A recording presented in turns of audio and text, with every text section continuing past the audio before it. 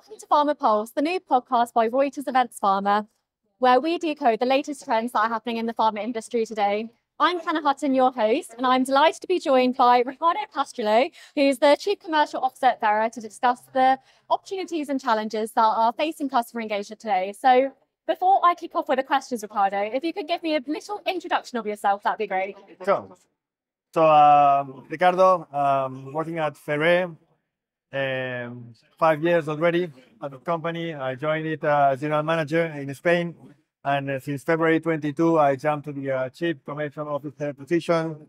Enjoying very much a very unique company like Ferrer, where we understand the pharma business only as a means for a major objective, which is to have a positive impact in society. And to give you some, let's say, facts, hard numbers on how it is happening, we are giving back to society what we call a social justice or livable planet in between 40 to 60% of our EBITDA every single year. Fantastic. Thank you, Ricardo. So let's get into the heart of today's discussion. Right. So what are some of the biggest challenges you're seeing facing the customer engagement ecosystem in the pharma industry today? Well, that's a very broad and exciting question. I'll try to make it very short. What I'm still missing is an authentic, genuine focus on the customer. Okay. So I think the pharma industry do still have to learn a lot from other industries. Banking, retailing, fast-moving consumer goods, where clearly there is authentic focus on the customer. Yeah. We as an industry, I do still feel that we are very product focused. Yeah. We do invest very heavily in R&D. By the way, we are number one or number two industry in all countries in our R&D investment, which is great, which is super important in terms of the solutions we bring to the market. But as we focus much on the product, we need that long and so many resources that once we have it, we try to make it happen on the marketplace. Yeah. And at that moment in time, I think that we lose openly the customer focus. Yeah. So I think we need to learn a lot from others.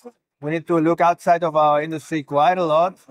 But I am convinced that many companies, and this is our case at Ferrer, we are taking the needed steps to really materialize what customer, let's say, centricity means. Fantastic. Thank you, Ricardo. My next question is about breaking down the barriers between medical and commercial, which has been mentioned a few times in the sessions today. So how do you see that industry actioning this, and what needs to happen to kind of break down those barriers? Yeah, it was a very exciting discussion during the panel session. I enjoyed it quite a lot. Of course, there are many things to be, let's say, tackled to somehow reduce that eventual barrier.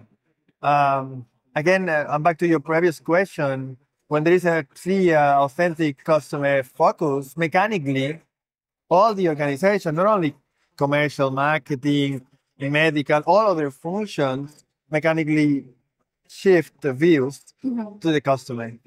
And it mechanically aligns everyone into one direction, which that helps a lot in bringing down some of those barriers. Yeah. Then also, as was mentioned during the panel session, some of the barriers are, let's say, auto-imposed by ourselves.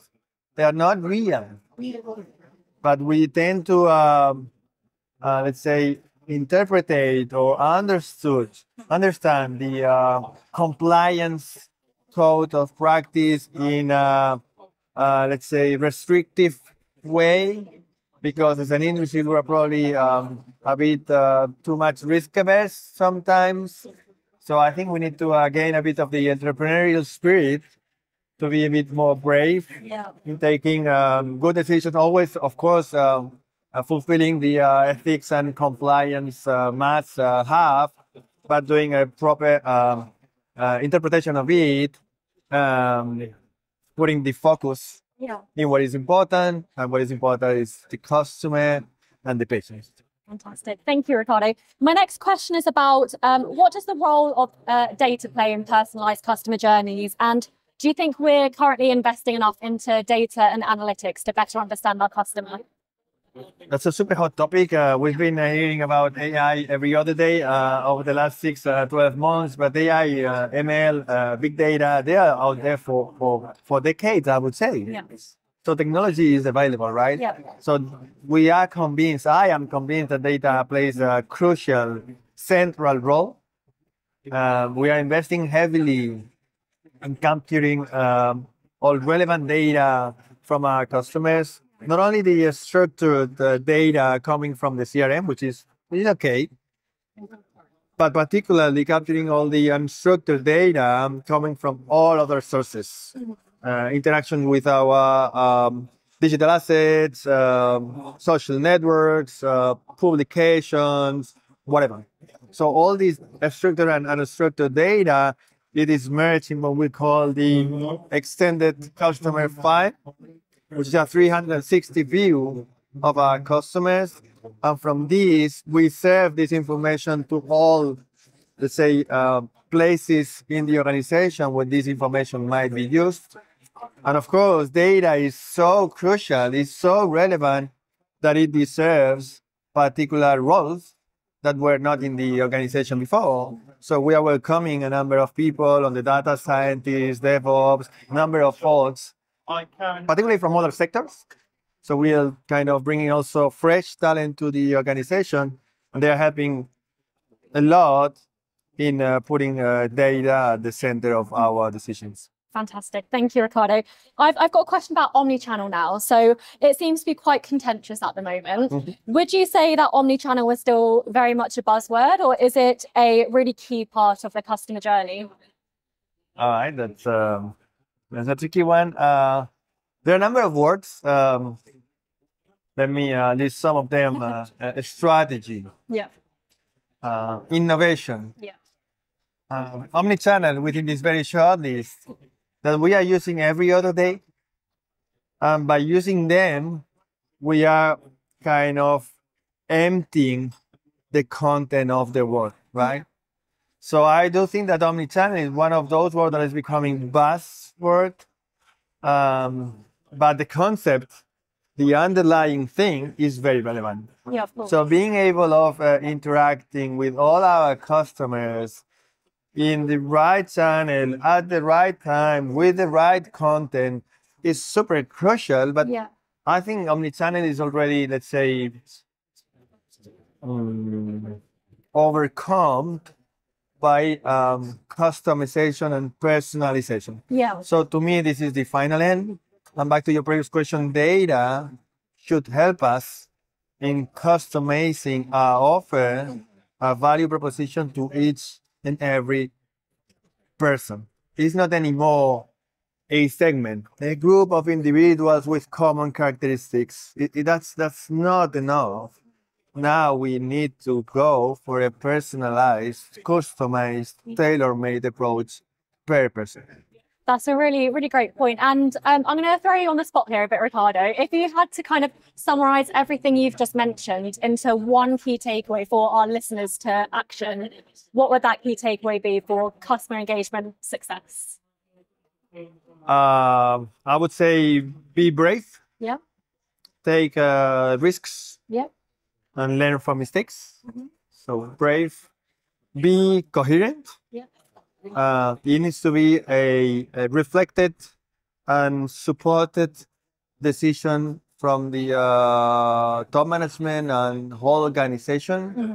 It will never fly if it is customer focused only for, let's say, customer focusing teams. Mm-hmm. It will not change profoundly the minds and hearts of the organization, which at the end of the day is what really might make an organization customer centric. Yeah. So braveness and being coherent.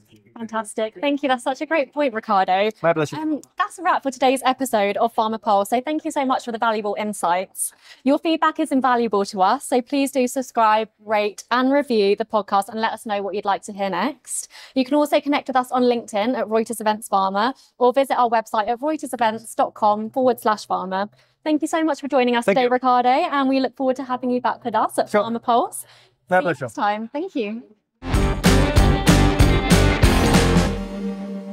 Views expressed in this podcast are those of individuals being interviewed and do not reflect any company, parent company, or affiliates they represent. Find out more on this topic at Reuters Events Pharma USA 2024, March 26th to the 27th in Philadelphia, where we finally outpace healthcare's evolution by uniting the greatest minds from across commercial, medical affairs, patient engagement, market access, real-world evidence, and cell and gene therapy.